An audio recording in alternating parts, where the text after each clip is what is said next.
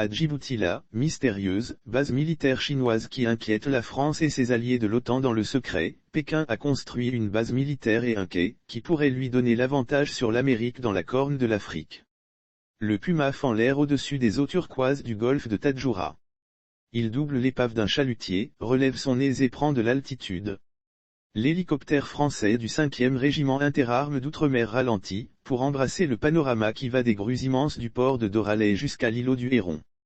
Et là, à l'aplomb, le voici qui se dévoile enfin. Le quai de la discorde, objet de disputes et d'encore plus de rumeurs. Une simple jetée de béton en apparence, au bout de laquelle s'élève un lampadaire coiffé de caméras. Elle a poussé ces derniers mois. À sa base, elle est reliée à un mirador puis à un mur d'enceinte enserrant un complexe d'une trentaine de bâtiments couleur ocre, comme la rocaille de la région. Il s'agit de la base militaire de la République populaire de Chine.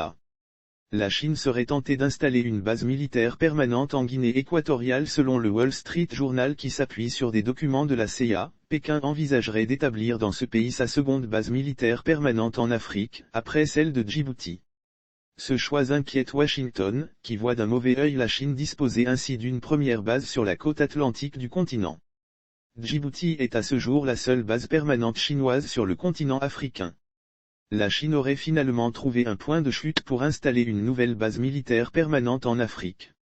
Selon le Wall Street Journal, qui cite des rapports de la CIA toujours classifiés, Pékin aurait jeté son dévolu sur la Guinée équatoriale. Un pays qui était depuis quelques années considéré, avec l'Angola, le Kenya, la Mauritanie, la Namibie ou bien encore la Tanzanie, comme faisant partie des choix les plus probables de Pékin pour installer une deuxième base militaire permanente sur le continent africain. Une installation préoccupante pour Washington s'il se confirme. Le choix de la Guinée équatoriale a de quoi agacer Washington alors que les relations commerciales et diplomatiques avec Pékin restent extrêmement tendues. L'administration américaine ne peut voir que d'un très mauvais œil une installation militaire chinoise permanente sur la côte atlantique. Une base chinoise en Guinée équatoriale constituerait en effet une fenêtre ouverte sur une zone que les États-Unis considèrent comme un pré carré. Alors même que la marine américaine fait face aux démonstrations de force permanente de Pékin en mer de Chine méridionale. L'Atlantique me préoccupe beaucoup, confiait ainsi en mai dernier le général Stephen Townsend, le chef de l'AFRICOM, dans une interview accordée à l'agence Associated Press. Car, rappelait alors le militaire américain, l'Atlantique est bien plus étroit que le Pacifique et qu'une telle base pourrait être bien plus proche de la côte des États-Unis que les installations militaires en territoire chinois ne le sont de la côte ouest américaine.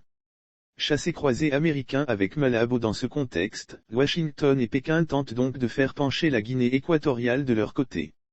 Et il n'est sans doute pas innocent si, en octobre dernier, ce pays africain a constitué l'une des étapes du déplacement africain de John Feiner, le conseiller principal adjoint à la sécurité nationale américaine. Officiellement en se rendant à Malabo, il a abordé avec le président équato-guinéen Teodoro Obiang, la question des moyens de renforcer la sécurité maritime et de mettre fin à la pandémie de Covid-19. Mais officieusement, il aurait été mandaté par l'administration Biden pour persuader son interlocuteur de rejeter les projets de Pékin. Et aurait souligné que toute activité chinoise dans la région soulèverait des problèmes de sécurité nationale.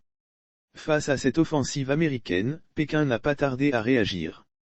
Une semaine après la tournée africaine de John Feiner, Xi Jinping a assuré Teodoro Obiang, lors d'un entretien téléphonique, que la Chine apportera toujours un soutien indéfectible à la Guinée équatoriale dans la défense de sa souveraineté nationale et l'exploration indépendante de sa propre voie de développement.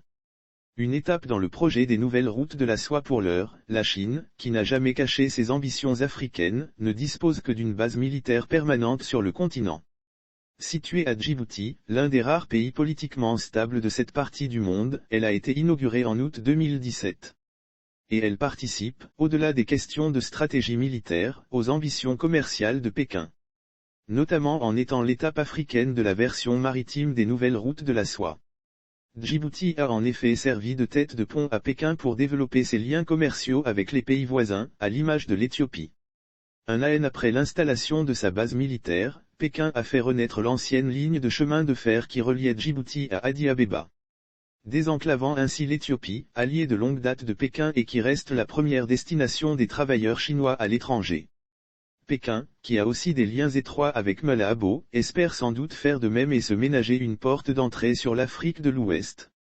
Le tout alors que vient de se tenir à Dakar la dernière édition du Forum pour la coopération sino-africaine, FOCAC, au cours de laquelle Pékin s'est engagé à promouvoir ses échanges commerciaux avec les pays d'Afrique et à importer pour l'équivalent de 300 milliards de dollars de produits.